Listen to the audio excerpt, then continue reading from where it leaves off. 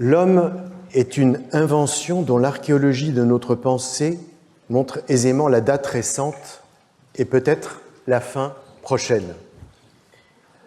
Ces deux phrases qui concluent Les mots et les choses en 1966 sont étroitement associées à la première période de l'œuvre de Michel Foucault, celle précisément de l'archéologie. Elles annoncent ce qu'on a très vite appelé la mort de l'homme et qui a tant fait réagir dans les milieux intellectuels. Elles semblent aussi sonner le glas de l'humanisme, car sans l'homme, il semble qu'il ne puisse plus y avoir d'humanisme. L'invention de l'homme avait été le fruit d'un arrangement particulier de ce que l'auteur appelle les dispositions du savoir, dispositions fondamentales du savoir, qui ne sont toutefois pas immuables. Et je le cite, « Si ces dispositions du savoir venaient à disparaître comme elles sont apparues, si par quelque événement dont nous pouvons tout au plus pressentir la possibilité, mais dont nous ne connaissons pour l'instant ni la forme ni la promesse, elle basculait, comme le fit au tournant du XVIIe siècle le sol de la pensée classique, alors on peut bien parier que l'homme s'effacerait comme à la limite de la mer, un visage de sable. » Somptueuse image, qui clôt le livre et dont David Massey, biographe de Michel Foucault, écrit qu'elle reste dans l'esprit de la plupart des lecteurs et colore inévitablement tous les débats sur le livre. L'éclat de la formule et le lyrisme de ce final participent du succès d'un livre pourtant jugé ardu par son auteur lui-même. Les comptes rendus se multiplient dans les quotidiens et les magazines. 15 000 exemplaires sont vendus au cours de l'été au fil de 3 rééditions. Commentaire ironique de Michel de Certeau. Un mois après sa parution, Les mots et les choses étaient épuisés, ou dans la mythologie de la publicité, devaient l'être. L'ouvrage long et difficile compte avec des livres d'art parmi ces signes extérieurs de culture qu'un regard avisé doit pouvoir saisir à la devanture d'une bibliothèque privée. Avez-vous lu ça ? De la réponse dépend un statut social et intellectuel. L'effet de mode est indéniable. Il est favorisé par l'air du temps intellectuel, car le structuralisme de Claude Lévi-Strauss et de Jacques Lacan, auquel Michel Foucault rend hommage dans un entretien, a en quelque sorte préparé le terrain en déclarant la mort du sujet. Il est aussi porté par les recensions élogieuses de philosophes renommés, dont Gilles Deleuze, François Châtelet, Jean Lacroix, à une époque où les livres sont encore discutés dans la presse par des grands noms, tradition dont on sait qu'elle a été aujourd'hui principalement remplacée en France par l'entretien avec l'auteur, exercice moins exigeant, du moins pour les rédactions. Mais des critiques se sont manifestées également. Dans les rangs des intellectuels communistes, notamment de Jeannette Colombel, pour laquelle la réduction du monde à un spectacle et un jeu contribue au maintien de l'ordre établi, à Jacques Millot, qui lui reproche son préjugé anti-historique le conduisant à masquer les voies objectives de l'avenir. Mais c'est surtout de Jean-Paul Sartre que viennent les attaques les plus vives. Lui aussi voit dans le livre ce qu'il appelle un refus de l'histoire, la succession des 3 époques, dont je dirai un mot dans un instant, Renaissance, âge classique, XIXe siècle, se faisant par une succession d'immobilités, écrit Jean-Paul Sartre, animée par une lanterne magique. Effacement de l'histoire, derrière lequel, ajoute-t-il, bien entendu, c'est le marxisme qui est visé, cette idéologie nouvelle proposée étant le dernier barrage que la bourgeoisie puisse encore dresser contre lui. C'est ce qui explique l'accueil favorable qui lui est réservé, observe encore Jean-Paul Sartre. Je le cite, « Le succès de son livre prouve assez qu'on l'attendait, or une pensée vraiment originale n'est jamais attendue. » Cette critique ne surprend toutefois pas, car il est clair que l'entreprise intellectuelle de Michel Foucault, dans Les mots et les choses, et même avant d'ailleurs, vise aussi à déloger de son piédestal l'auteur de la critique de la raison dialectique, ouvrage qu'il qualifie dans un entretien de magnifique et pathétique effort d'un homme du XIXe siècle pour penser le XXe siècle. Le philosophe qui écrivait que l'existentialisme est un humanisme ne pouvait certes pas trouver grâce auprès de celui qui apparaissait à l'époque comme le liquidateur de l'homme. Mais la mort de l'homme et la fin de l'humanisme sont-ils effectivement le projet de Michel Foucault? Rien n'est moins sûr. Venant au secours de son ancien élève, Georges Canguilhem, encore une fois, s'étonne, je le cite, des réprobations moralisatrices, des colères et de l'indignation soulevées de plusieurs côtés par l'ouvrage, s'interrogeant même, dans un siècle où la religion et la législation ont depuis longtemps cessé d'opposer à la critique l'une sa sainteté, l'autre sa majesté, c'est au nom de la philosophie que l'on proscrirait la mise en question du fondement de ce que certaines philosophies croient trouver dans l'essence ou bien dans l'existence de l'homme. Dès lors, se demande-t-il encore, va-t-on voir se constituer une ligue des droits de l'homme à être le sujet et l'objet de la philosophie, sous la devise « Humanistes de tous les pays, unissez-vous ».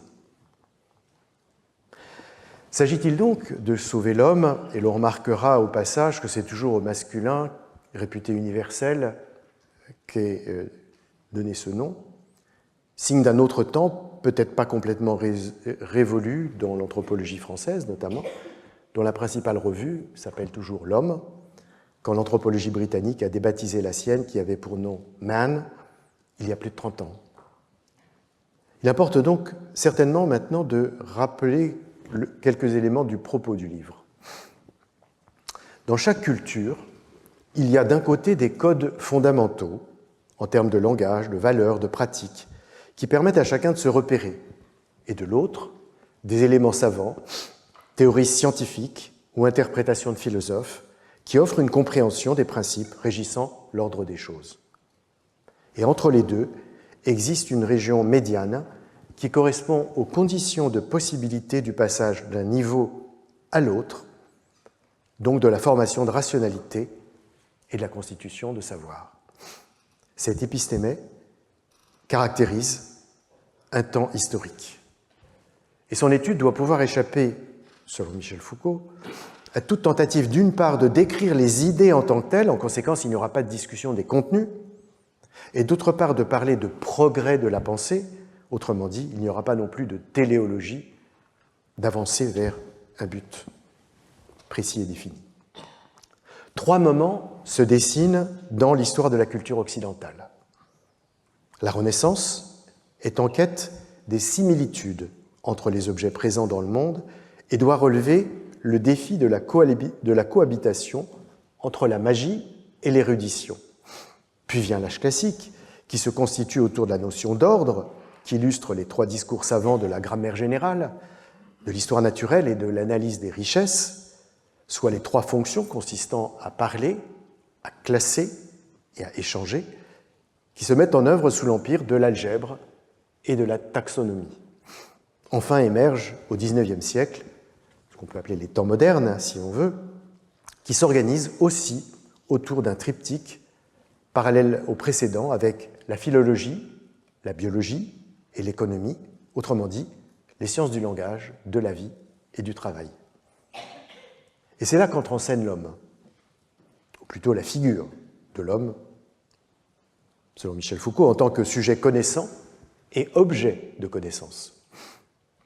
Son positionnement à travers les sens qui vont être précisément dites humaines s'avère toutefois délicat, car l'espace des savoirs est en quelque sorte déjà constitué dans 3 dimensions, les sciences mathématiques et physiques, les disciplines empiriques du langage, de la vie et du travail, et la pensée philosophique.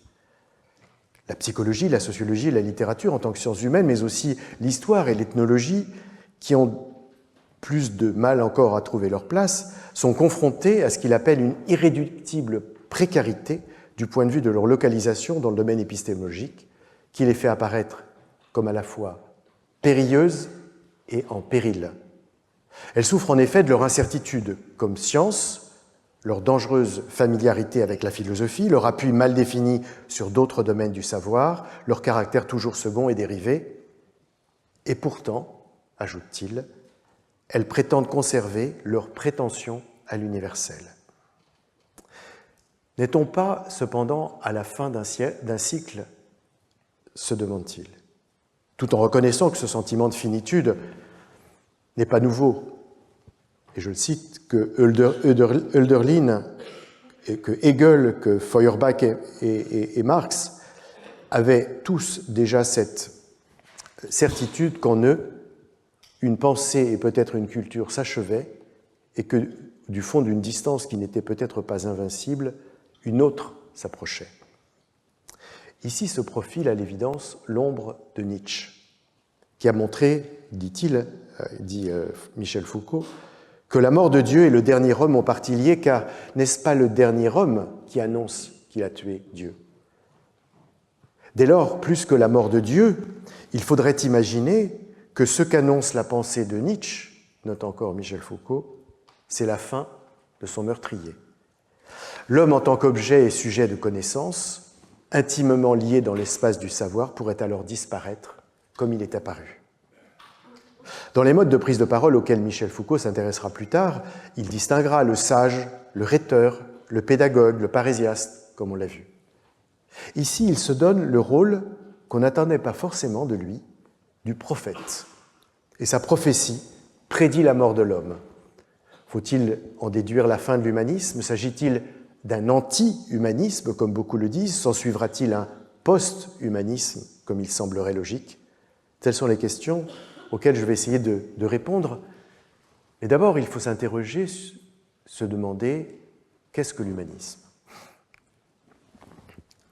Définir l'humanisme n'est certainement pas chose aisée. Dans un texte bien plus tardif, puisqu'il s'agit de « What is Enlightenment ?» Qu'est-ce que les Lumières, qui est paru en anglais la dernière année de sa vie, Michel Foucault le reconnaissait lui-même. Je le cite, « C'est un thème, ou plutôt un ensemble de thèmes qui ont réapparu à plusieurs reprises à travers le temps dans les sociétés européennes. Ces thèmes, toujours liés à des jugements de valeur, ont évidemment beaucoup varié dans leur contenu, ainsi que dans les valeurs qu'ils ont retenues. De plus, ils ont servi de principe critique de différenciation. » Il en donne alors une série d'exemples. Au XVIIe siècle, il y a eu un humanisme qui se présentait comme critique du christianisme ou de la religion en général. Puis il y a eu un humanisme chrétien en opposition à un humanisme ascétique et beaucoup plus théocentrique. Au XIXe siècle, il y a eu un humanisme méfiant, hostile et critique à l'égard de la science, et un autre qui plaçait son espoir dans ces mêmes sciences. Au XXe siècle, des philosophies se sont revendiquées de l'humanisme, notamment le marxisme, l'existentialisme, le personnalisme, et même des idéologies totalitaires, le nazisme et le stalinisme, se sont prétendus humanistes. Alors, que disent les dictionnaires? Le dictionnaire de l'Académie française, dans sa deuxième édition de 1718, inclut humaniste pour, je cite, « celui qui sait bien ses humanités ou celui qui les enseigne », s'agissant en l'occurrence de ce qu'on apprend dans les écoles, jusque à la philosophie exclusivement.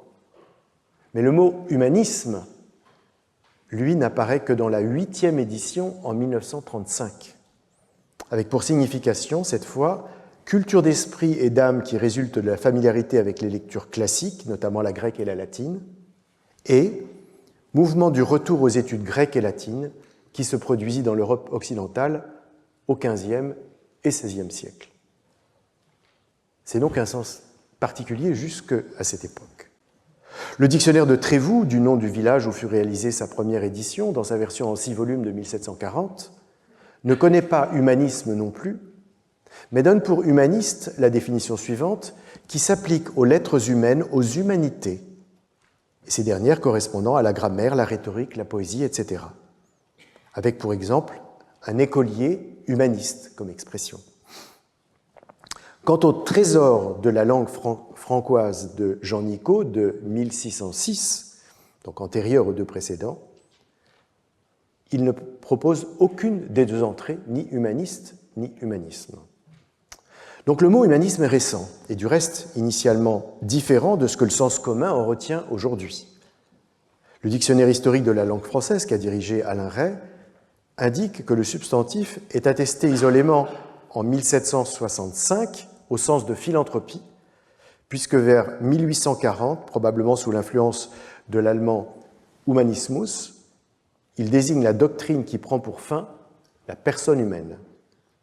Et enfin, il se spécifie à partir de 1877 pour parler du mouvement représenté par les humanistes de la Renaissance.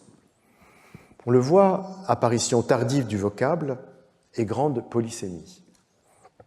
C'est ce que relève aussi le vocabulaire technique et critique de la philosophie d'André Lalande, dont la première édition date de 1926.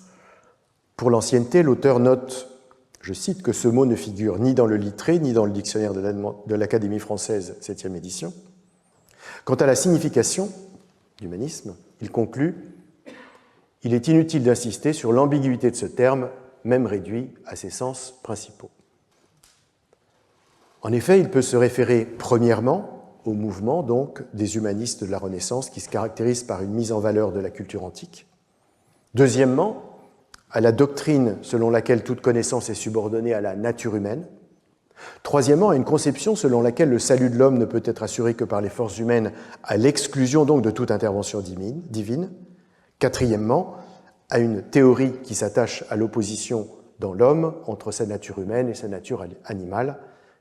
Tout cela toujours chez André Lalande. Encore l'auteur ajoute-t-il dans ses fameuses notes de bas de page d'autres variantes que je ne citerai pas. Peut-être est-ce du reste cette confusion qui a conduit à ce que ce mot n'ait pas d'entrée dans les plus de 2000 pages du dictionnaire d'éthique et de philosophie morale dirigé par Monique Cantos-Perber, dont l'intitulé semblait pourtant l'appeler, qu'il n'apparaisse pas parmi les près de 1800 concepts étudiés dans la Stanford Encyclopedia of Philosophy, qui est une référence majeure de la discipline, et qui ne figure pas même dans les 23 pages de l'index de l'Oxford Handbook of Contemporary Philosophy consacré, il est vrai, à la philosophie analytique. Pourtant, il faut bien tenter d'appréhender ce dont il est question lorsqu'on utilise ce terme courant, au fond, que chacun pense à peu près comprendre, mais qui échappe à l'entendement dès lors qu'on consulte les définitions. En somme, de quoi parle-t-on ? Une manière de répondre à cette question est de s'intéresser au vocable duquel humanisme est tiré, à savoir humain. Il vient du latin humanus, signifiant ce qui est propre à l'homme. Mais au-delà de cette définition presque tautologique, comment interpréter la formule « être propre à l'homme » ? Un détour historique peut y aider. S'il est un auteur qu'on associerait volontiers à l'humanisme, bien qu'il vécût longtemps avant que ce mot même n'apparaisse dans les dictionnaires, c'est Michel de Montaigne. Il est d'ailleurs connu pour avoir fait graver sur une poutre du plafond de sa bibliothèque, dans laquelle il écrivait ses essais, la formule « Homo sum, humani nihil ami, alienum puto », je suis homme, et rien de ce qui est humain ne m'était étranger. La phrase est célèbre, ayant même été donnée, peut-être avec une petite note d'humour, par Marx comme étant sa maxime favorite.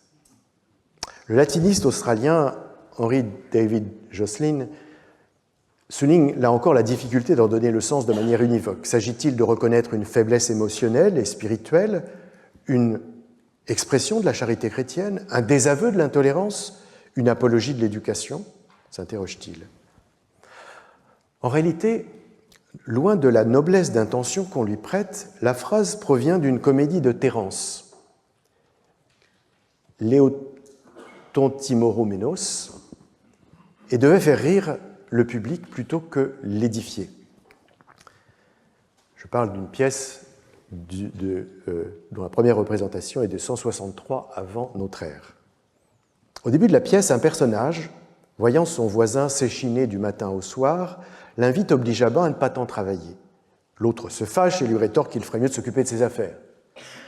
Mais l'homme bienveillant répond qu'il est homme et que rien de ce qui est humain ne lui est étranger, ajoutant que si son voisin lui paraissait bien, il l'imiterait, mais que si cela lui semblait mal, il tenterait de l'en dissuader. L'élévation de la formule est donc quelque peu dissonante avec la trivialité de la conversation. Du reste, lorsque Montaigne la cite au livre 2 des Essais, c'est avec une note d'humour, dans un chapitre sur les méfaits de l'ivrognerie. En somme, ni chez Terence ni chez Montaigne, la phrase plutôt anodine, dans les contextes d'une dispute, dans un cas, et d'une intempérance dans l'autre, n'avait la connotation universaliste, on serait tenté de dire humaniste, qu'elle a prise depuis. Or, c'est bien cette connotation qui gêne Michel Foucault. Je le cite, « On croit que l'humanisme est une notion très ancienne qui remonte à Montaigne et bien au-delà. En fait, avec cette tentation de l'illusion rétrospective à laquelle on ne succombe que trop souvent, on s'imagine volontiers que l'humanisme a été la grande constante de la culture occidentale. Et on s'émeut d'ailleurs quand on reconnaît les traces de cet humanisme ailleurs, chez un auteur chinois ou arabe, et on a l'impression alors de communiquer avec l'universalité du genre humain. Or, non seulement l'humanisme n'existe pas dans les autres cultures, mais il est probablement dans la nôtre de l'ordre du mirage. Tel est bien le problème de l'humanisme. Il n'est pas seulement un anthropocentrisme par lequel l'être humain est placé au centre du monde, il est aussi un occidentalocentrisme qui s'aveugle lui-même et abuse les autres en prétendant qu'il est un universalisme. La critique de l'arrogance de l'anthropocentrisme donnera le post-humanisme, la critique de la supercherie de l'occidentalocentrisme donnera l'anti-humanisme. De l'une comme de l'autre, Michel Foucault apparaît comme l'une des sources d'inspiration.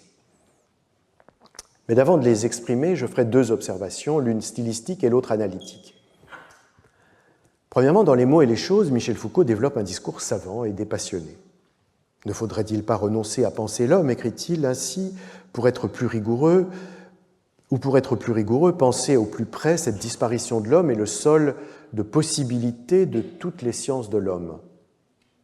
Mais les entretiens qui sont menés en parallèle de la publication révèlent un ton différent, mordant et quérulent. Je le cite. « L'héritage le plus pesant qui nous vient du XIXe siècle et dont il est grand temps de nous débarrasser, c'est l'humanisme. Car ce qui me fâche contre l'humanisme, c'est qu'il est désormais ce paravent derrière lequel se réfugie la pensée la plus réactionnaire, où se forment des alliances monstrueuses et impensables, Sartre et Teilhard, par exemple. Deux styles donc, celui du philosophe et celui du polémiste, qui correspondent à deux registres, celui du monde académique et celui de l'espace public. Il est certes normal qu'on ne s'exprime pas de la même façon dans un livre et dans une interview pour des collègues ou face à un journaliste. Cependant, la mise en parallèle des deux conduit à se demander si la thèse de la mort de l'homme n'est pas aussi une manière de régler un compte avec l'humanisme et certains de ses représentants.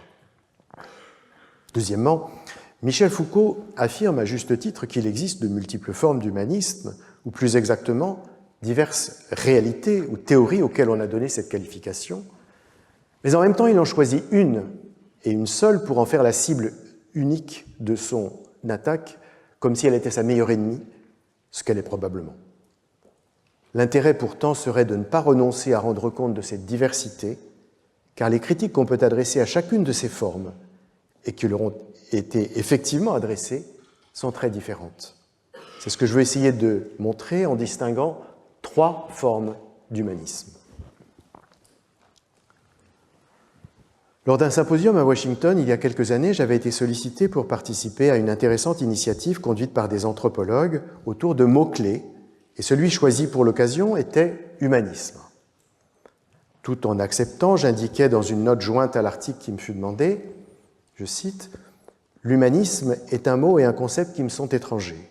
Je n'utilise pas ce mot, ou du moins je ne le propose jamais comme définissant mon propre point de vue, et si je m'y réfère à l'occasion, c'est pour caractériser une autre pensée que la mienne, et de plus, je considère que des expressions comme « what it means to be human », ce que signifie être humain, si souvent rencontrées dans les écrits anthropologiques, devraient être proscrites de notre discipline en raison de leur banalité grandiloquente. Probablement y avait-il dans cette méfiance, à l'endroit d'un terme et d'une formule qui me semblait mêler présomption et platitude, quelque chose d'une réminiscence foucaldienne, inconsciente probablement, mais l'exercice me permit de clarifier, au moins pour moi-même, cette notion polysémique. Le vocable humanisme, on l'a vu, n'apparaît qu'au milieu du XIXe siècle, puis, au fil du temps, s'enrichit de significations diverses qui font référence au passé et, par conséquent, désignent des réalités qui n'étaient pas connues comme humanisme dans les périodes les différentes périodes. Alors c'est cela qu'il nous faut examiner maintenant. Un premier humanisme voit le jour au cours de la Renaissance, même très tôt d'ailleurs, mais le mot qui le nomme n'apparaît que 5 siècles plus tard, en 1808, à partir du terme allemand déjà mentionné, Humanismus, par lequel l'éducateur protestant Friedrich Immanuel Niethammer revendique un enseignement classique de grec et de latin contre les réformateurs qui promeuvent un curriculum moderne fondé sur l'utilitarisme. Le terme est ultérieurement utilisé pour se référer au mouvement qui se développe en Italie, Ottocento, et donc, c'est-à-dire le XIVe siècle, avec l'enseignement des Studia Humanitatis, expression héritée de Cicéron, les humanités ainsi désignées étant les disciplines tenues pour fondamentales, à savoir la rhétorique, la grammaire, la poésie, l'histoire, la philosophie morale, plutôt donc que les mathématiques, la médecine, le droit, la théologie. Si humanismo n'existe pas en italien à cette époque, les maîtres qui enseignent les humanités sont toutefois appelés déjà humanisti. En somme, si l'humaniste est sous ce nom un homme de la Renaissance, l'humanisme naissant, lui, correspond au contraire à une appellation très tardive. Alors comment le caractériser ? Selon le célèbre historien allemand Paul Oskar Christeller, c'est avant tout un mouvement savant et littéraire qui plaide pour l'étude et l'imitation de l'Antiquité classique et qui affecte plus ou moins profondément tous les domaines de cette période. Et il s'appuie pour ce faire sur une redécouverte des textes grecs et latins originaux comme matière à penser. Il ne rompt pas avec la pensée médiévale véritablement, mais il la prolonge et l'étend. Si les humanistes de la Renaissance critiquent la scolastique médiévale, c'est qu'elle leur apparaît trop abstraite, déconnectée de la réalité, sans intérêt pour mener une vie bonne. À la logique, ils préfèrent donc la rhétorique, à la métaphysique, l'éthique, à l'épistémologie, l'éducation. Plutôt qu'Aristote, ils lisent Platon. Leur art est l'éloquence, leur quête est celle du bien, de la vérité et de la vertu. C'est cette culture née avec Dante, Pétrarque, Boccace, qui formera aussi les grands esprits du temps hors d'Italie, Erasme, Thomas More et Michel de Montaigne. On tend cependant à négliger ce que l'humanisme de la Renaissance doit à l'islam classique. Ainsi que le rappelle le spécialiste états-unien d'histoire arabe, George Makdisi, ce n'est pas seulement la scolastique médiévale qui a été profondément influencée par la pensée musulmane, comme on le sait, et notamment par le philosophe et juriste médecin du XIIe siècle Ibn Rushd, qui est connu en Europe sous le nom d'Averroès, traducteur et exégète d'Aristote. C'est aussi la culture humaniste renaissante qui a bénéficié des apports des savants du monde arabe et de leurs méthodes, par le retour à l'Antiquité, avec par exemple le philosophe du Xe siècle Al-Farabi, commentateur de Platon. Après 300 ans de renouveau intellectuel européen, l'humanisme renaissant connaîtra en fait un rapide déclin au XVIIe siècle avec l'avènement du cartésianisme. Étonnamment, Michel Foucault, qui consacre dans Les mots et les choses une longue enquête à l'épistémé de la Renaissance, comme on l'a vu, à la structure de ces savoirs, ne nomme jamais l'humanisme, ne le mentionnant en fait qu'à la fin du livre pour souligner dans une formule quelque peu hâtive que l'humanisme de la Renaissance a pu donner une place privilégiée aux humains, mais qu'il n'a pas pu penser l'homme. Tel n'était assurément pas son objet à l'humanisme. Il ne s'agissait pas de penser l'humain, mais d'enseigner les humanités. Un deuxième humanisme peut être identifié avec les Lumières. Là encore, l'apposition du mot sur la réalité s'est faite rétrospectivement, en référence à la place accordée à l'humanité et à l'homme parmi les penseurs du XVIIIe siècle, comme en témoignent des ouvrages tels que l'essai philosophique sur l'entendement humain du philosophe anglais John Locke, les idées pour une philosophie de l'histoire de l'humanité du pasteur prussien Johann Gottfried Herder et de l'homme de l'auteur français Claude Adrien Helvétius, parmi bien d'autres. Certes, les différences sont grandes entre les principaux centres de son déploiement que sont la France, avec Voltaire, Rousseau, Diderot, d'Alembert, Montesquieu, l'Écosse avec Frances Hutcheson, Adam Smith, David Hume, et l'Allemagne avec Mendelssohn, Lessing et Kant. Et du reste, également au sein de chacun d'eux. Ce mouvement intellectuel ne présente pas l'homogénéité qu'on a souvent voulu lui donner a posteriori en parlant des Lumières, soit pour le défendre, soit pour l'attaquer. Et Antoine Lilti affirme, je le cite, que les Lumières ne sont ni une doctrine philosophique, ni un ensemble cohérent, d'idées et de valeurs, ni même un programme réformateur, mais un mouvement intellectuel polyphonique et profondément réflexif, dont les tensions et les failles sont autant d'enjeux qui accompagnent l'entrée dans le monde moderne. Cependant, il est possible de repérer un ensemble de traits communs qui s'associent de manière variable autour d'une certaine idée de l'homme et de l'humanité. Premièrement, hérité de Descartes autant que de Spinoza, le rationalisme s'impose comme l'exercice des facultés intellectuelles humaines. Il n'est plus besoin de recourir à la métaphysique et à une causalité divine pour expliquer les phénomènes de la vie. L'homme est capable, par son raisonnement, de rendre compte du monde des idées aussi bien que du monde de la nature, comme l'a fait, bien sûr, Newton. Deuxièmement, influencé par Pierre Bayle, dont le dictionnaire met en cause les dogmes tant religieux que scientifiques, le scepticisme devient une manière de penser. Il ne faut se fier ni aux autorités qui prétendent détenir le vrai, ni aux sens qui peuvent se révéler trompeurs. La connaissance humaine exige donc une épistémologie sans concession. Troisièmement, la remise en question de l'ordre social et politique débouche sur des propositions qui nourrissent aussi bien les révolutions états-uniennes et françaises que l'idéologie libérale.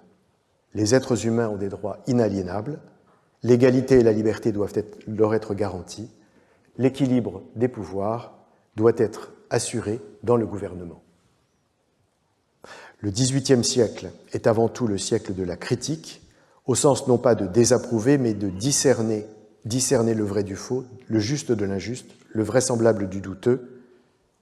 La célèbre réponse de Kant à la question « Was ist Aufklärung » illustre ces différentes composantes.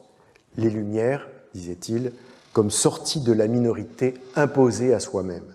D'où cette injonction « sapere aude » est le courage de te servir de ton propre entendement. En réponse à la question, donc, par Kant. Les trois traits qui caractérisent les Lumières, donc, à savoir l'usage de la raison, l'exigence du doute et la reconnaissance des droits, définissent en quelque sorte le périmètre de ce qu'est l'être humain des Lumières. Mais de quel être humain s'agit-il ? Le mot « homme » qui le désigne systématiquement en français et par fidélité au texte, c'est celui que j'ai moi-même utilisé le plus souvent, est significatif. Encore faudrait-il ajouter un qualificatif, blanc. Car en dépit de la supposée neutralité du mot, c'est bien ce qui est implicite.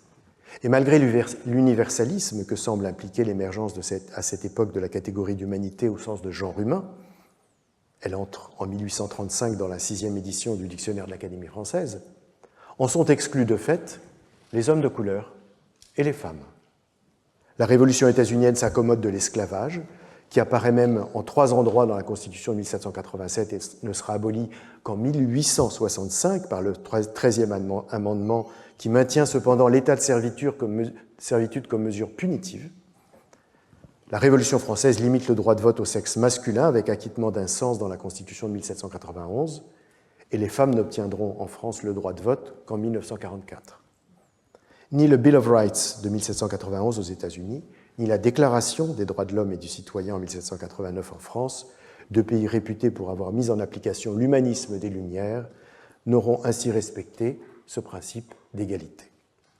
Dans Les mots et les choses, Michel Foucault, qui consacre de nombreuses pages à l'émergence des savoirs sur l'homme, lui aussi conservant le masculin, lui aussi se limitant au monde occidental, ne parle jamais des Lumières, ne s'attache pas à leur philosophie et à leurs contradictions, mais dans un structuralisme à la fois rigoureux et poétique, analyse ce qu'il appelle les configurations propres à chaque positivité, l'altération des êtres empiriques qui peuplent les positivités, le déplacement des positivités les unes par rapport aux autres, l'espace général du savoir. Moins encore que l'humanisme de la Renaissance, l'humanisme des Lumières l'intéressait, c'est bien plus tard qu'il lui accordera toute son importance. Un troisième humanisme peut enfin être différencié, dont les contours sont cependant moins faciles à définir, d'une part, faute de limites chronologiques, comme c'était le cas pour les deux précédents, et d'autre part, faute d'unité théorique, comme il était également possible de l'établir relativement au moins pour ces derniers. Pour le qualifier, je parlerai, non sans quelque hésitation, d'humanisme de la philanthropie, parce qu'il faut bien donner un nom. Il ne faut pas entendre cette expression au sens commun d'exercice de la bienfaisance, mais en référence à l'étymologie qui suggère l'amour de l'humanité, ou pour paraphraser Michel Foucault, un souci des autres, c'est-à-dire une préoccupation pour le sort des êtres humains, quel qu'en soit le fondement éthique, idéologique ou théorique. Certes, l'humanité n'était pas absente des autres humanismes, celui de la Renaissance s'intéressant à son développement intellectuel par les classiques, et celui des Lumières, à son émancipation par la raison et le doute, mais elle restait en quelque sorte en arrière-plan d'une pédagogie dans le premier cas et d'une philosophie dans le second.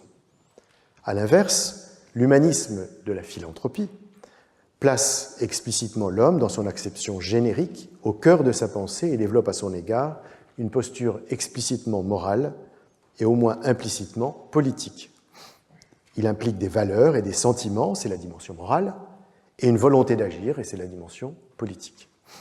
Ces valeurs et ces sentiments se manifestent en particulier par une sollicitude à l'égard des pauvres et des malheureux, ou dans un autre langage, des dominés et des exploités. Cette volonté d'agir se traduit par un appel à transformer l'ordre social, que ce soit symboliquement, en particulier dans la religion, ou effectivement, y compris par la Révolution. Le christianisme occupe certainement dans le monde occidental une place fondatrice de cet ethos humaniste. On peut notamment penser au Sermon sur la montagne, avec les béatitudes de l'évangile de Matthieu. « Heureux les pauvres de cœur, le royaume des cieux est à eux. Heureux les doux, ils auront la terre en partage. Heureux ceux qui pleurent, ils seront consolés. Heureux ceux qui ont faim et soif de la justice, ils seront rassasiés. » L'ancienne se poursuit jusqu'à cette ultime formule « Heureux êtes-vous lorsqu'on vous insulte, que l'on vous persécute et que l'on dit faussement contre vous toutes sortes de mal à cause de moi. Soyez dans la joie et l'allégresse, car votre récompense est grande dans les cieux. » Il y a là à la fois une psalmodie victimaire qui énumère les damnés de la terre et pour chacun d'eux la promesse d'une réparation dans l'au-delà. On comprend que l'on puisse interpréter la religion comme une invitation faite aux affligés à accepter leurs conditions. Il ne s'agit cependant pas d'une passivité générale comme le montre une autre parabole, celle du bon samaritain qui prend soin du blessé rencontré sur le bord du chemin. La compassion implique la charité que pratiquent nombre de congrégations. Mais le christianisme n'a pas l'apanage de la générosité religieuse et l'on peut bien sûr en particulier rappeler que la zakat, aumône légale, est l'un des 5 piliers de l'islam. L'humanisme de la philanthropie va toutefois bien au-delà du seul domaine de la religion. Il existe même une tradition anti-religieuse de l'humanisme, dont une figure éminente est Thomas Paine, l'intellectuel et activiste anglais qui joue un rôle important dans la Révolution états-unienne, puis lors de la Révolution française.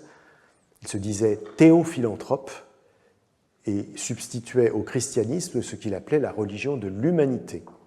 Il affirmait ainsi qu'il croyait en un être divin, mais rejetait les religions du livre, écrivant en 1794 dans son pamphlet Age of Reason, l'âge de la raison, que la Bible était, je le cite, une histoire de méchanceté qui a servi à corrompre et brutaliser l'humanité. Bien qu'il ne faille pas en déduire une filiation intellectuelle, on ne peut qu'être frappé par un certain air de famille, pour parler comme Ludwig Wittgenstein, qui peut être aussi un air du temps. Dans le texte du jeune Marx, un demi-siècle plus tard, Contribution à la critique de la philosophie du droit de Hegel. Je le cite, « La critique de la religion est la condition première de toute critique. Et plus loin, être radical, c'est prendre les choses par la racine, or pour l'homme, la racine, c'est l'homme lui-même. » De manière plus explicite encore, dans les manuscrits de 1844, il a cette formule « De même que l'athéisme, suppression de Dieu, est le devenir de l'humanisme théorique, le communisme, abolition de la propriété privée, est la revendication de la vie réelle de l'homme comme sa propriété, le devenir de l'humanisme pratique. » Ce qui conduit la philosophe Stéphanie Rosa à dire que le marxisme est un humanisme. Elle montre en effet comment certains des héritiers de Marx au XXe siècle revendiquent un humanisme socialiste, et dans le cas de la France, aussi bien parmi les scientifiques et les intellectuels que dans les rangs du Parti communiste. Elle s'attache en particulier à 2 figures majeures, Georg Lukács et Jean-Paul Sartre, qui après la Seconde Guerre mondiale se lancent dans une controverse sur les relations entre existentialisme et marxisme. Et de son côté, Roger Garaudy, qui est l'intellectuel officiel du Parti communiste français, essaie d'établir un lien entre marxisme et christianisme. Et c'est précisément à l'humanisme de ceux qu'il appelle les marxistes mous que Michel Foucault s'en prend dans ses entretiens après la sortie de Les mots et les choses. Je le cite, « Notre tâche est de nous affranchir définitivement de l'humanisme. » Et il en appelle à la fin de toutes ces entreprises bavardes, à la fois théoriques et pratiques, pour réconcilier, par exemple, Marx et Teilhard de Chardin, entreprises noyées d'humanisme qui ont frappé de stérilité depuis des années le travail intellectuel. Entreprise qu'il gratifie de l'expression dépréciative de chardino-marxisme. Bien sûr, Jean-Paul Sartre est l'un de ces humanistes, mais il le ménage quelque peu. Seul Louis Althusser échappe entièrement à sa critique, mais il est vrai que ce dernier rejette précisément l'humanisme socialiste tel qu'il se développe dans l'Union soviétique post-stalinienne, et lui relie Marx en montrant qu'après 1945, après les manuscrits, il récuse l'idée d'essence de l'homme, considère l'humanisme comme une idéologie et professe clairement un, je le cite, anti-humanisme théorique. C'est même pour lui la rupture fondamentale que produit alors la pensée de Marx. Ce faisant, il rejoint la nébuleuse réputée structuraliste dont les peintres Georges Ayot, Eduardo Arroyo, Francis Biras, Lucio Fanti et Fabio Reti se sont amusés en 1969 à faire un tableau collectif de 4 mètres sur 2, exposé alors au Centre Pompidou et intitulé avec humour « La Datcha », où Louis Althusser, hésitant à entrer dans la Datcha Triste Miel de Claude Lévi-Strauss, où sont réunis Jacques Lacan, Michel Foucault et Roland Barthes, au moment où la radio annonce que les ouvriers et les étudiants ont décidé d'abandonner joyeusement leur passé. On y aperçoit le philosophe marxiste derrière la porte vitrée du salon où conversent ses 4 collègues. Un même nom donc, humanisme, mais 3 formes très différentes et qui même ne renvoient pas au même signifié. L'humanisme de la Renaissance défend les humanités, l'humanisme des Lumières émancipe le genre humain, l'humanisme de la philanthropie oscille entre le sentiment chrétien d'humanité et la désaliénation marxiste de l'être humain. Leurs histoires sont différentes, même si les 2 premiers sont mieux délimités dans le temps que le 3e. La position de Michel Foucault varie par rapport à chacune d'elles. On pourrait dire, en simplifiant quelque peu, que premièrement, Les mots et les choses s'inscrit dans une épistémologie qui n'est pas étrangère à la pédagogie de l'humanisme, celui de la Renaissance, dans la mesure où l'auteur s'attache à l'épistémé, et en particulier à la place qui occupe la grammaire et la rhétorique, on l'a vu, à cette différence près que ce qui est pour lui un objet d'étude est pour les humanistes un projet d'enseignement. Deuxièmement, Michel Foucault délaisse presque entièrement l'humanisme des Lumières, s'intéressant à Rousseau uniquement du point de vue du langage et des langues, ne citant Voltaire que pour le petit livre de vulgarisation sur la philosophie de Newton, et ce n'est que 12 ans plus tard qu'il accordera toute son attention dans sa communication à la Société française de philosophie, Qu'est-ce que la critique, révélant alors les affinités avec l'émancipation prônée par la pensée kantienne. Et troisièmement, c'est contre l'humanisme de la philanthropie tel que j'ai proposé de le caractériser qu'il décoche ses flèches, mais il le fait en marge du livre, dans des entretiens avec des journalistes et des intellectuels, s'en prenant aussi bien au marxisme et à l'existentialisme qu'aux spéculations de Teilhard de Chardin et à la littérature de Camus. Alors faut-il dire que Michel Foucault professait un anti-humanisme ? On le voit, la réponse n'est pas la même selon que l'on considère le propos développé dans Les mots et les choses, dont la formule imagée de la mort de l'homme renvoie à une analyse généalogique, selon laquelle la centralité de l'être humain dans la production du savoir, typiquement les sciences dites humaines, est apparue au XVIIIe siècle et serait peut-être en voie de disparition, ce qui relève d'une sorte de prophétisme théorique, ou bien les propos enregistrés dans les entretiens qui attaquent l'idéologie des humanismes de son temps, ce qui procède d'une classique polémique intellectuelle. Dans le premier registre, il écrit « L'homme n'est pas le plus vieux problème ni le plus constant qui se soit posé au savoir humain ». Dans le second, il invective, à la fin des fins, cet humanisme a constitué d'une certaine manière la petite prostituée de toute la pensée, de toute la culture, de toute la morale, de toute la politique des 20 dernières années. La confusion qu'il entretient provient de leur assimilation, de ces 2 registres. Alors déplions l'analyse au-delà de la pensée foucaldienne. Si l'on peut reconnaître trois modalités de l'humanisme, on devine aisément que les critiques dont elles font l'objet sont distinctes, et il en est de même pour leurs enjeux contemporains. L'humanisme de la Renaissance se prolonge aujourd'hui dans le système éducatif et notamment dans les universités par l'enseignement des humanités qu'on appelle aux États-Unis « liberal arts », les arts libéraux. Dans une conférence qu'il donnait à l'université de Columbia, où il les a enseignés durant toute sa vie académique, le critique culturel états-unien-palestinien Edward Said admettait l'importance de transmettre des connaissances sur les grands auteurs européens, d'Homère à Platon, d'Augustin à Dante, de Cervantes à Dostoïevski, mais rappelait cependant qu'il existe d'autres traditions philosophiques et littéraires et donc d'autres humanités qui auraient elles aussi mérité l'attention. Une telle ouverture intellectuelle aurait, on peut l'ajouter du reste, des conséquences bien au-delà du seul savoir, car à l'inverse, son absence nourrit le racisme et la xénophobie, l'hostilité ou l'indifférence à l'égard de celles et ceux qui sont vus comme autres et différents, jusqu'à vouloir leur élimination ou s'en rendre complices. Au fond, il y a dans la méconnaissance de ces traditions comme un écho de l'intérêt exclusif des humanistes de la Renaissance pour les Grecs et les Latins et leur oubli de la dette qu'ils avaient pourtant à l'égard des penseurs arabes, entre autres pour avoir été des médiateurs, traducteurs et interprètes de ces auteurs de l'Antiquité.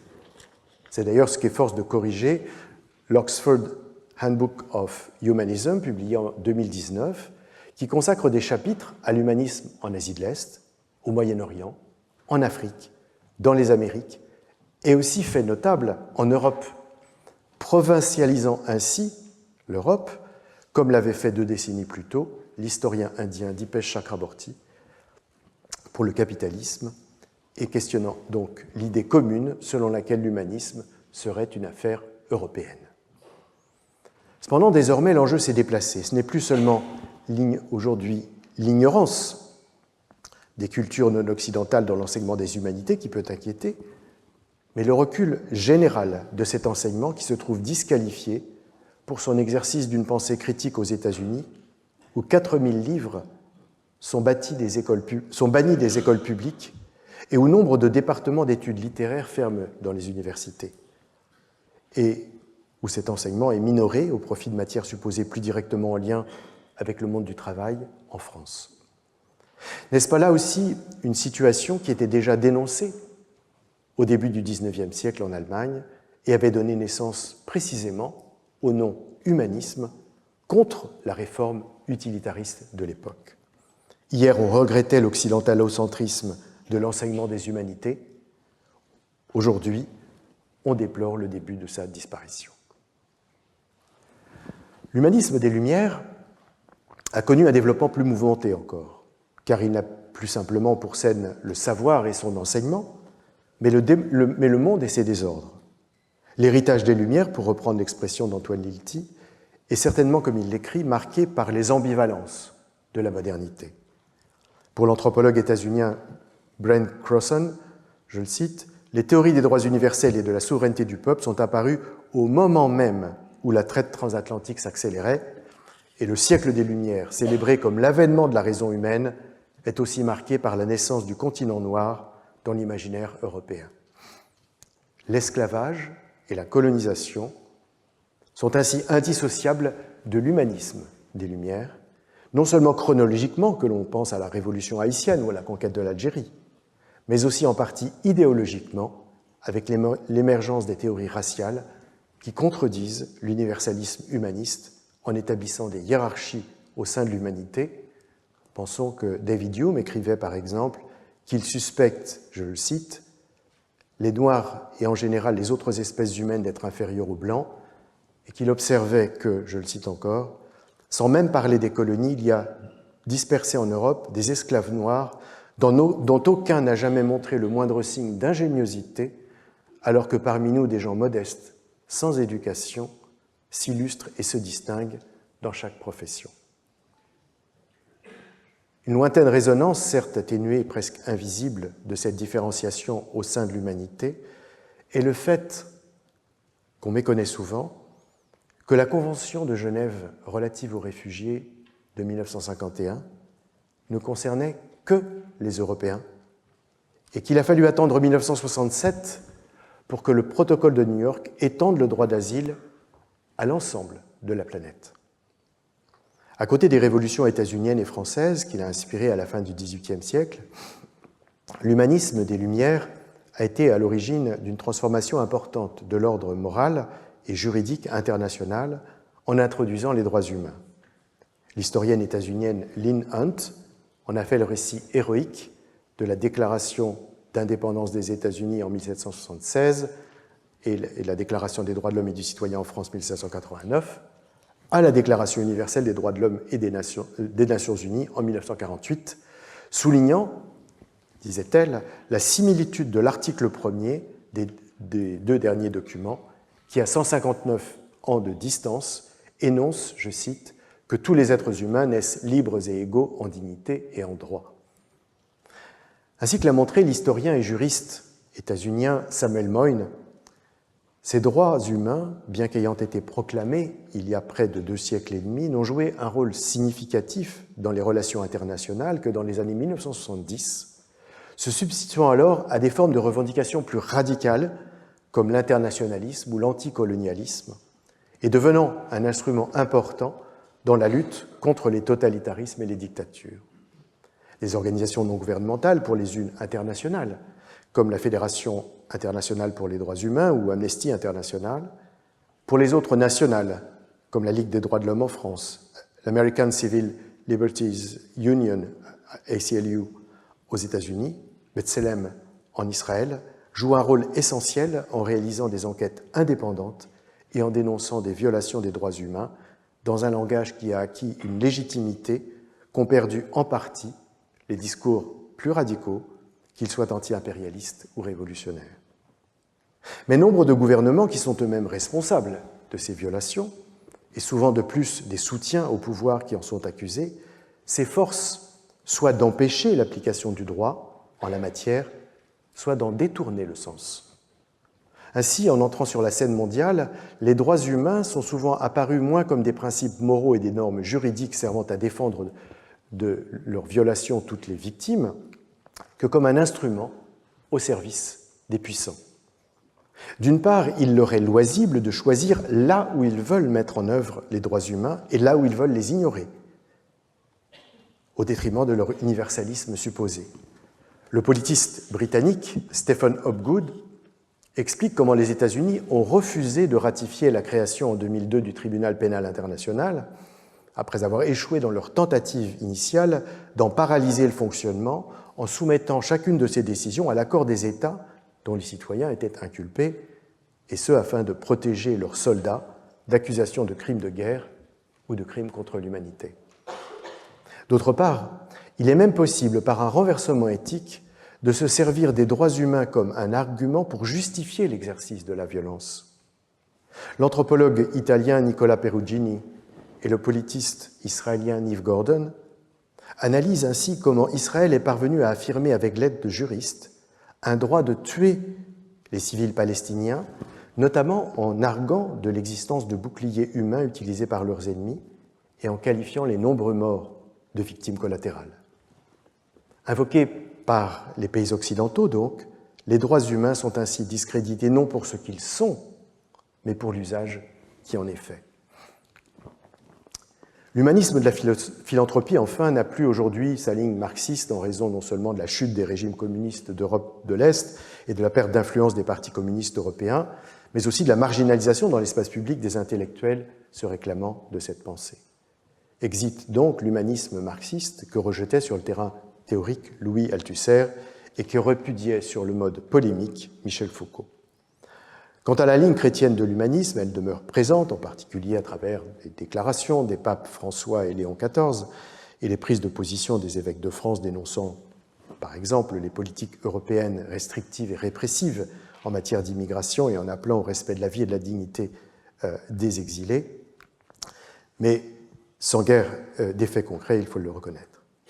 La fin du XXe siècle a surtout donné lieu à la naissance d'un mouvement qu'on pourrait considérer comme une forme de sécularisation du geste philanthropique à travers la raison humanitaire, à savoir l'invocation des sentiments moraux dans la conduite des affaires du monde, avec le double objectif de sauver des vies et d'alléger des souffrances.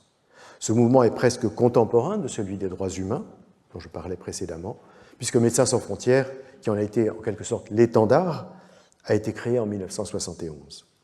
Certes, auparavant, il y avait eu, dès 1863, le Comité international de la Croix-Rouge, mais il s'agissait d'une institution quasiment unique.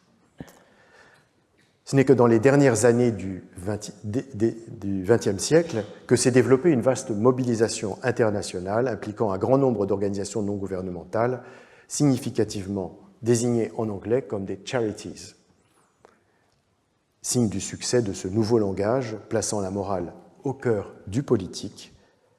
Des gouvernements se sont alors mis à utiliser la qualification d'humanitaire pour nommer et justifier des actions présentées comme altruistes, incluant des mesures d'assistance aux pauvres, aussi bien que des interventions militaires supposées protéger des vies humaines. De la Somalie au Timor oriental, du Kosovo à la Libye, les pays occidentaux, souvent dans le cadre de l'OTAN, s'appuyant parfois sur des résolutions du Conseil de sécurité des Nations Unies, ont envoyé des troupes officiellement pour venir au secours de populations en danger, mais il est vite apparu que ces opérations étaient avant tout décidées en fonction d'intérêts géopolitiques, de bénéfices économiques et d'enjeux idéologiques. L'humanitaire étatique s'est ainsi révélé être un nouvel avatar de l'impérialisme contemporain. Ce que le politique états-unien David Kennedy appelle, je le cite, le côté obscur de la vertu. Raison humanitaire et raison d'État constituent assurément un attelage étonnant qui conduit ici à tuer des hommes, des femmes et des enfants pour, dit-on, sauver des vies humaines, et là à donner des armes à ses alliés pour massacrer les populations civiles. Alors finalement, Michel Foucault était-il, comme on l'a dit souvent, un anti-humaniste ? Selon le philosophe Roger Payton, je le cite, « Une grande partie de l'œuvre de Foucault peut être lue comme une critique directe de l'humanisme. Mais ces critiques de l'humanisme, de fait, sa conception même de l'humanisme, a spectaculairement changé au cours de sa carrière. Cette double affirmation, constance de la critique et variation dans son expression, doit être cependant relativisée sur deux plans. Premièrement, Michel Foucault utilise rarement en fait le mot humanisme, en tout cas dans ses écrits. Même dans Les mots et les choses, ouvrage considéré comme son attaque la plus décisive par beaucoup, il n'apparaît que 3 fois et n'est jamais théorisé. S'agissant des cours au Collège de France, il n'y est pas mentionné dans les index pourtant très complets préparés par les éditeurs scientifiques. Quant aux dits et écrits, les occurrences y sont rares dans quelques entretiens, surtout les premières années, et l'on parle ici de 3000 pages. Et deuxièmement, plutôt que de variations de l'anti-humanisme supposé de Michel Foucault, il faudrait évoquer toutes ces variantes de l'humanisme dont on a vu les grands traits et les nombreuses inflexions. Comme je l'ai dit, ses positions à l'égard de chacune d'elles sont différentes. Alors, quelle est cette critique de l'humanisme dont on parle ? En première analyse, l'humanisme, je dirais, ne l'intéresse pas particulièrement. D'une part, l'objet de son archéologie, ce sont des configurations historiques de savoir, qu'il appelle épistémé, et la dernière en date se construit en partie autour d'une série d'interrogations sur l'être humain, qui se déclinent en plusieurs sciences dites humaines. Or, d'après lui, se profile peut-être une disparition de cette figure au terme d'une recomposition, en l'occurrence celle du structuralisme, dont il se défend d'être un partisan, tout en faisant l'éloge de ses principaux représentants. Plus qu'une critique de l'humanisme, c'est donc une prédiction concernant les sciences humaines. Avec le recul du temps, on voit ou on peut croire que cette prédiction ne s'est pas réalisée. Bien au contraire, le structuralisme, lui, a vécu. Quant aux sciences humaines, elles survivent, résistant, tant bien que mal, aux pressions politiques et aux coupes budgétaires, aux assauts contre la liberté académique et la pensée critique. D'autre part, l'objet de son exaspération, ce sont les expressions d'une pensée se réclamant de l'humanisme, qu'il soit chrétien ou marxiste, relevant souvent de bons sentiments, désireux d'un monde meilleur, qu'il trouve intellectuellement discutable et politiquement hasardeux.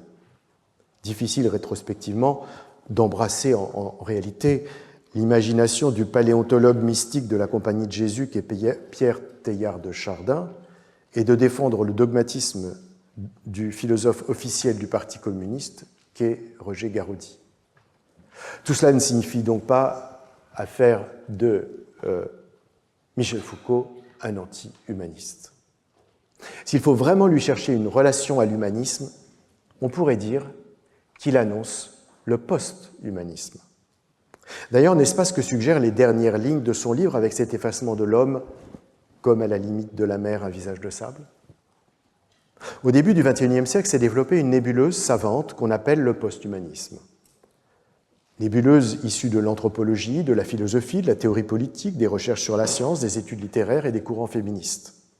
Il regroupe des approches aussi diverses que le nouveau matérialisme, le réalisme spéculatif, le naturalisme immanent, le perspectivisme cosmologique, l'anthropologie ontologique et même le transhumanisme. Et j'en oublie.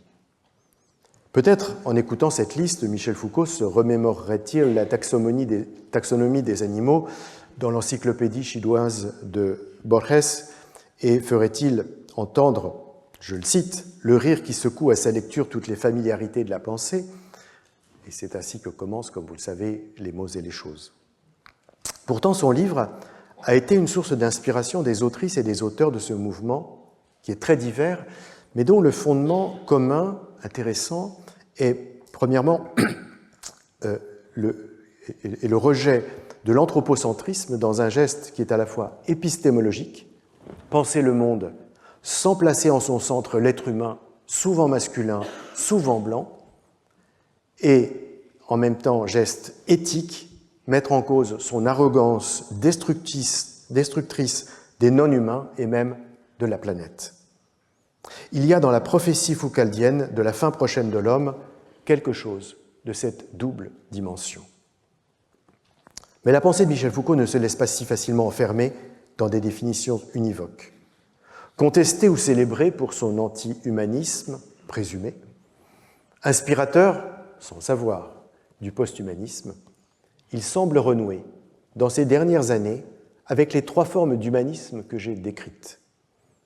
C'est avec l'Antiquité grecque et romaine, redécouverte à la Renaissance, qu'il explore une nouvelle veine autour du gouvernement de soi et des autres dans ses derniers cours. C'est dans la philosophie kantienne, emblématique des Lumières, qu'il nourrit sa réflexion sur la critique. Et il y a une forme de philanthropie chez un homme qui se mobilise pour les prisonniers français, les opposants polonais, les réfugiés vietnamiens, et qui, malade 3 mois avant sa mort, reçoit à son domicile des travailleurs maliens et sénégalais expulsés de leur domicile pour lesquels il rédige des lettres de soutien. Ce qui ne fait toutefois pas de lui un humaniste. Merci.